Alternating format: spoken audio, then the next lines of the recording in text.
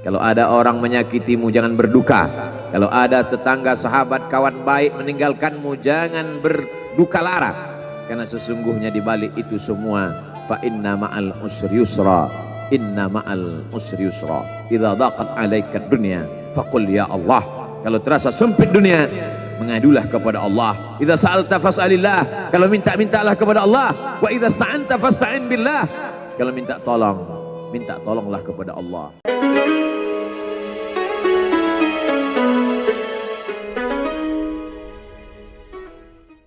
Alhamdulillah, wassalatu wassalamu ala rasulillah Sayyidina wa maulana Muhammad ibni Abdillah wa ala alihi wa sahbihi wa man tabi'ahu wa mawalah. Ashhadu an la ilaha illallah wahdahu la syarika lah wa ashhadu anna sayyidana Muhammadan abduhu wa rasuluhu la nabiyya ba'dah. Allahumma salli ala sayyidina Muhammadin nabiyil ummi wa ala alihi wa sahbihi wa barik wa sallim. Qala Allah Ta'ala fil Qur'anil azim wa huwa asdaqul qailin. A'udzu billahi minasy syaithanir rajim. Ya ayyuhalladzina amanu taqullaha haqqa tuqatih wa la tamutunna illa wa antum muslimun. Wa qala ta'ala fi ayatin ukhra. Ya ayyuhalladzina amanu taqullaha wa qulu qawlan sadida yuslih lakum a'malakum wa yaghfir lakum dhunubakum wa man yuti'illaha wa rasulahu faqad faza fawzan 'azima. Ibadallah, usikum wa nafsi bi taqwallahi wa ta'atihi faqad fazal muttaqun. Hadirin jamaah Jumat yang dimuliakan Allah Subhanahu wa taala. Semua orang senang melihatnya karena dia bersih, karena dia rupawan, karena dia sopan dan santun, karena ayahnya meninggal dan ibunya juga sudah lama meninggalkannya. Orang kasihan melihatnya, maka karena kesenangan hati mereka, mereka sendiri yang memberikan gelar untuknya yang belum pernah mereka berikan kepada orang sebelum dia. Gelar itu bernama Al-Amin, orang yang layak menerima amanah. Amin diambil dari 3 huruf, alif, mim, nun. Dari kata alif, mim, nun muncullah kata amanah. Orang yang mampu menerima amanah disebut Al-Amin. Kita mengatakannya jujur. Lawan daripada amanah adalah khianah. Al-Khain, pengkhianat. Dia tidak berkhianat. Dia adalah seorang yang mampu mengemban amanah dan terpercaya. Maka semua orang percaya kepada dia. Dari alif, mim, nun juga akar yang sama dengan iman, akar kata yang sama dengan iman, maka iman berarti percaya. Dia adalah orang yang dipercaya karena memang dia mampu mengemban amanah. Kapan kebencian itu datang? Kebencian itu datang ketika dia naik ke atas bukit Safa dan dia berkata kepada semua penduduk Makkah, seandainya aku katakan di balik bukit Jabal Abi Qubais yang besar, gagah, perkasa, tinggi, menjulang ini ada pasukan musuh yang akan menyerang kita, apakah kalian percaya? Semua mereka berkata, shadaqnaka, kami percaya karena memang kami menggelar engkau orang yang dapat dipercaya. Seandainya aku katakan bahwa ada pasukan musuh yang akan meluluh lantakkan, menghantam, membunuh kita, apakah kalian percaya? Mereka menjawab, shadaqnaka, kami percaya. Seandainya aku katakan bahwa aku menerima wahyu dari Allah dan aku diperintahkan Allah untuk mengabarkan kepada kalian yang baik-baik akan masuk surga, yang jahat-jahat akan masuk neraka, percayakah kalian? Disitulah perlawanan datang, bukan dari orang lain, bukan dari musuh, bukan dari lawan. Perlawanan itu datang dari saudara kandung, dari ayah kandung yang masih ada hubungan darah. Tabban laka ya Muhammad alihadza jama'tana. Celakalah engkau Muhammad, apakah hanya untuk ini saja kau kumpulkan kami hari ini? Allah membelanya. Langsung Allah membelanya. Dia tidak membela dirinya, tapi Allah mengatakan tabbat yada abi lahabi wa tabba ma aghna anhu maluhu. Hartanya tak ada berguna. Wa ma kasab, hasil usahanya tak mendatangkan manfaat. Wa imra'atuhu hammalatal hatab, istrinya menjadi pembawa kayu bakar, simbol dari adu domba, kata-kata yang membuat menyakitkan hati yang dibawa oleh Ummu Jamil istri Abu Lahab untuk menyiksa, menjelekkan, membuli, menebarkan berita untuk membunuh karakter Sayyidina wa Maulana Muhammad sallallahu alaihi wasallam. Ini bukti kalau hari ini ada anak muda yang rupawan, yang dermawan, yang disenangi lingkungannya, tidak ada orang yang tersinggung, biasa, karena Nabi Muhammad SAW juga pernah mengalami hal itu. Tapi begitu kau katakan, aku tadi malam bermimpi bahwa aku mesti hijrah, meninggalkan komunitas peminum khamar, meninggalkan geng kita yang selama ini bicara tentang yang haram, maka disitulah mereka akan berkata, apakah hanya untuk ini saja kita berteman selama ini? Mana persahabatan kita? Apa yang dialami pemuda-pemuda hijrah hari ini dialami oleh Rasulullah sallallahu alaihi wasallam 14 abad yang silam. Ketika kau berhasil bisnis, orang senang. Ketika kau berhasil membina rumah tangga, tidak ada orang yang tersakiti. Ketika anakmu lucu-lucu dan kau berada di tengah mereka, tidak terusik kepentingan mereka, tidak terganggu ekonomi mereka, engkau adalah sahabat, engkau adalah teman setia. Tetapi ketika kau tidak ikut kemauan manusia, disitulah engkau sedang melantik dirimu sendiri menjadi musuh. Maka Allah kuatkan hatimu. Wa in tuti' aktsara man fil ardi, kalau kau ikut kebanyakan orang di atas muka bumi, yudilluka an sabilillah, mereka hanya akan menyesatkan engkau dari jalan Allah subhanahu wa ta'ala. Tapi api itu tidak pernah padam. Kalau dia padam, maka berakhirlah dakwah Islam. Dia terus bergelora, dia terus menyala, dia terus membakar kemunafikan, membakar kemusyrikan, sampai akhirnya embargo pun tiba. Jangan ada yang mau bergabung dengan kelompok Muhammad sallallahu alaihi wasallam. Jangan ada yang mau berkirim makanan. Jangan ada yang mau berdagang. Jangan ada yang mau menjalin transaksi. Mereka ingin membunuh secara perlahan-lahan. Jangan beli produknya. Jangan duduk bersamanya. Jangan berteman dengan dia. Kenapa kamu mau berfoto dengan dia? Kenapa kamu mau bergambar dengan dia? Kenapa kamu masih mau mendengar ceramah dia? Adakah orang yang mengalami hal itu hari ini? Adakah ketakutan-ketakutan dari hamba Allah yang mengatakan Allahu Akbar, Allah Maha Besar, tapi takut ditinggalkan kawan, cemas ditinggalkan sahabat? Maka itu pernah terjadi pada kelompok Sayyidina wa Maulana Muhammad sallallahu alaihi wasallam. Kalau pembunuhan karakter tidak berhasil, maka ada yang lebih dahsyat daripada itu. Mereka tawarkan dunia beserta isinya. Wallahi, demi Allah wahai paman, demi Allah wahai Abu Talib, law wada'u syamsa fi yamini wal qamara fi yasari, andai mereka letakkan matahari di tangan kananku, bulan di tangan kiriku, ala an atruka hadzal amr, supaya aku tinggalkan dakwah ini, aku tidak akan meninggalkannya. Bujuk rayu mulai tiba. Itu terjadi pada diri Nabi Muhammad sallallahu alaihi wasallam. Kalau kau tidak mempan dimusuhi, kalau kau tidak mempan dirangkul, kau akan dipukul. Kalau kau tidak mempan dipukul, kau akan dirangkul. Berbagai macam cara, dari mulai yang paling keras sampai yang paling lembut, dari mulai yang paling lembut sampai yang paling keras, sampai akhirnya tempat bergantung itu hilang, lenyap, musnah. Ada dua tempat bergantung, saudara kandung ayah Abu Talib. Mereka tidak mengusiknya karena dia keponakan Abu Talib.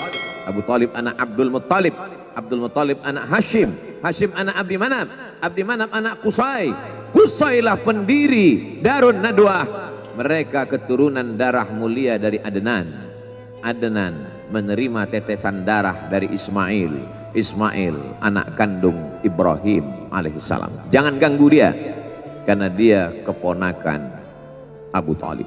Masih ada backing, tapi Allah ingin agar hati itu tidak bergantung kepada manusia. Dia buat Abu Talib meninggal dunia, masih ada lagi tempat bergantung. Dia yang dulu ketika kedinginan datang, dia yang menyelimuti. Yang dulu ketika ketakutan datang, dia yang menenangkan. Dia datang menemui Waraqah ibnu Naufal. Waraqah berkata, Namus, malaikat yang pernah datang kepada Ibrahim, yang pernah datang kepada Musa, yang pernah datang kepada Isa, sekarang dia datang kepada suamimu. Katakanlah, jangan takut, jangan cemas. Kalau nanti sampai masanya dia akan diusir dari kampung halamannya, aku orang pertama yang akan membelanya. Karena begitu yang kutemukan dalam kitab-kitab suci yang kubaca, kata Waraqah bin Naufal.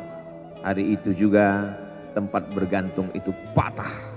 Khadijah menghadap Allah subhanahu wa ta'ala. Tak lagi ada makhluk tempat bergantung, tak ada lagi ranting tempat berhinggap, tak ada lagi batang kayu tempat berpegang. Allah ingin agar engkau berserah hanya kepada Dia saja. Tidak ada makhluk. Bersandar kepada makhluk akan kecewa, bersandar pada kayu yang rindang akan tumbang, bersandar kepada benda akan binasa, bersandar kepada sahabat akan berubah menjadi musuh. Bersandarlah kepada Dia, Hayyun Maha Hidup, la yamut, Dia tak pernah mati. Bersandarlah kepada Dia, Al-Aziz yang Maha Perkasa, Al-Jabbar yang Maha Berkuasa. Itu yang diinginkan Allah dari sosok Sayyidina wa Maulana Muhammad sallallahu alaihi wasallam. Dia pergi, sengaja dia pergi berjalan kaki, karena kalau dia pergi menunggang unta, mereka sudah mengintai, dia pasti lari, dia akan pergi ke tempat yang jauh. Sengaja dia pergi berjalan kaki. Lalu kemudian dia pun sampai ke suatu tempat. Dia berharap mereka adalah orang-orang yang lembut akan yang menerimanya, tapi dia tidak diterima dengan tala'al badru alaina. Dia tidak diterima sebagai ahlan wasahlan. Ahlan, keluarga, kau datang kami sambut sebagai keluarga. Sahlan, mudah, kau datang urusanmu mudah. Ahlan wasahlan. Tapi dia tidak dianggap sebagai keluarga, dia tidak dianggap sebagai sahlan, dia dianggap sebagai musuh. Dia dilempar dengan batu, dia dilempar dengan kayu, dia dilempar dengan tulang onta. Apa yang dia lakukan? Dia bersembunyi di balik bukit. Dia angkat kedua tangannya. Ilaika ashku dha'fa quwwati. Kepada engkau saja aku mengadukan kelemahanku. Wa qillata hilati, ketidakberdayaanku. Wa hawani bainan nas, aku hina di tengah mereka. Kalau dulu aku ada tempat bergantung, ada tempat bersandar, ada tempat mengadu, hari ini hanya engkau saja ya. Datanglah malakul jibal, malaikat penjaga segala bukit di atas dunia. Kau tunjuk mana bukit yang paling besar ya Muhammad, akan kutimpakan kepada mereka. Hati yang luka biasanya akan marah, akan kecewa, tapi itu tidak terjadi pada Nabi Muhammad sallallahu alaihi wasallam. Apa yang dia katakan? Asallah an yukhrij min aslabihim man ya'budullaha wa la yusyrika bihi syai'a. Ya Allah, keluarkan dari tulang sulbi mereka, keluarkan anak cucu mereka yang akan menyembah engkau. Tidak ada satupun yang akan mempersekutukan engkau di atas muka bumi ini.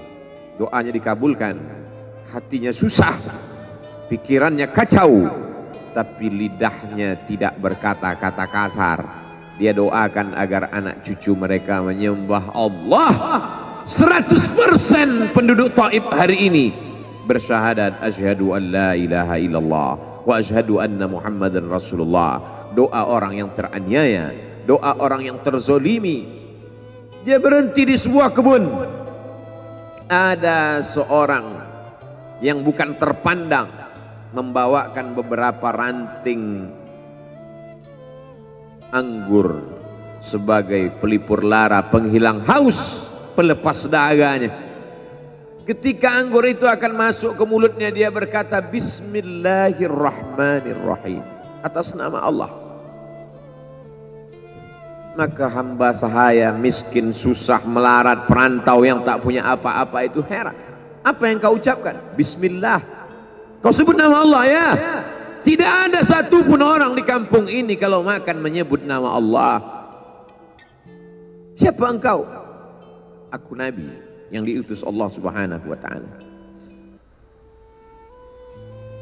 Berarti engkau sama dengan orang yang dulu pernah berada di kampungku. Engkau dari mana? Aku dari Ninawi. Ninawi ya. Di sana ada saudaraku, kata Nabi Muhammad sallallahu alaihi wasallam. Di sana ada saudaraku namanya Yunus bin Matta. Yunus bin Matta adalah saudaraku. Sama-sama hamba yang diutus Allah Subhanahu wa ta'ala. Dia juga diingkari oleh kaumnya. Dia masuk ke dalam lautan, ditelan seekor ikan dalam 3 kegelapan. Gelapnya tengah malam, gelapnya lautan, gelapnya perut ikan. Dia berserah kepada Allah. La ilaha illa anta subhanaka inni kuntu minal zalimin. Begitu cara Allah mengingatkan Nabi Muhammad SAW. Apa yang kau rasakan hari ini belum ada apa-apanya dengan apa yang pernah dirasakan oleh Yunus bin Matta.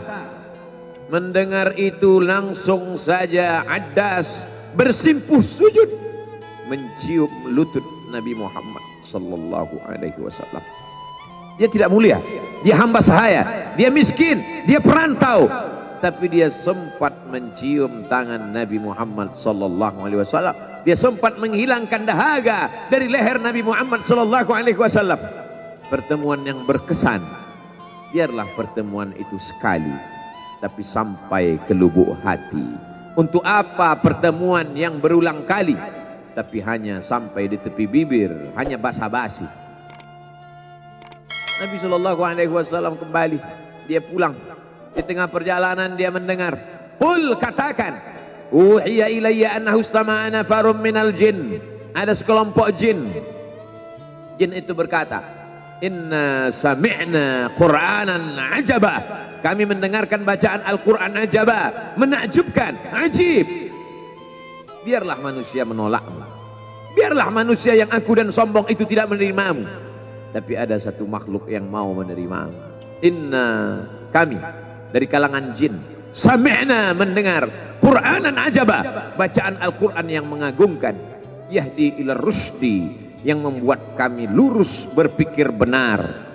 Betapa jin yang dikatakan makhluk jahat, tapi ketika dia mendengarkan bacaan Al-Quran tersentuh hatinya dan dia bersyahadat, anna minnal muslimun, kami ada yang muslim, wa minnal qasitun, kami ada yang kafir. Yang muslim taharrau rasyada, selalu mencari jalan kebenaran. Yang kafir kanu li jahannam hataba, mereka hanya akan menjadi santapan neraka jahanam. Dia kembali ke kota suci Makkah Al-Mukarramah seperti biasa, sampai akhirnya datanglah malaikat Jibril membelah dadanya, mensucikan hatinya sampai layak, lalu kemudian dia pun dibawa. Subhanalladzi asra bi'abdihi lailan, maha suci Allah yang memperjalankan hambanya pada suatu malam, minal masjidil haram ilal masjidil aqsa, dari masjidil haram ke Masjidil Aqsa, alladzi barakna haulah, kami berkahi sekelilingnya. Untuk apa? Linuriyahu min ayatina, kami ingin memperlihatkan kepadanya tanda-tanda kebesaran kami. Selama ini dia hanya didengar, azab kubur didengar, neraka jahanam didengar, malaikat didengar. Hari ini kami ingin memperlihatkan tanda-tanda itu kepada hamba kami. Jangan bersedih ketika kau didustakan, jangan bersedih ketika kau dibunuh karaktermu, jangan berduka cita ketika tidak ada manusia yang menerimamu. karena sesungguhnya itu hanyalah cara Allah menguatkan hatimu, karena dia ingin mengangkat derajatmu, menempatkan di tempat yang terpuji, memperlihatkanmu sesuatu yang tidak pernah dia perlihatkan kepada manusia yang lain. Dia buat hatimu hancur berkeping agar tidak lagi ada tempat makhluk dalam hatimu, yang ada hanya Allah semata. Ma fi qalbi ghairullah. Pada saat itu mentalmu sudah kuat, layaklah engkau berada di tempat yang terpuji. Kalau ada orang menyakitimu, jangan berduka. Kalau ada tetangga, sahabat, kawan baik meninggalkanmu, jangan berduka lara, karena sesungguhnya di balik itu semua, fa inna ma'al usri yusra, inna ma'al usri yusra. Idza daqat 'alaika dunya faqul ya Allah. Kalau terasa sempit dunia, mengadulah kepada Allah. Idza sa'alta fas'alillah, kalau minta-mintalah kepada Allah. Wa idza sta'anta fasta'in billah, kalau minta tolong, minta tolonglah kepada Allah. Iyyaka na'budu wa iyyaka nasta'in. Kepada Engkau kami menyembah, kepada Engkau kami beribadah, kepada Engkau kami bersimpuh sujud, kepada Engkau juga kami meminta pertolongan. Barakallahu li wa lakum fil Qur'anil azim, wa nafa'ani wa iyyakum bima fihi minal ayati wadh-dhikril hakim. Wa taqabbala minni wa minkum tilawatahu innahu huwal ghafurur rahim.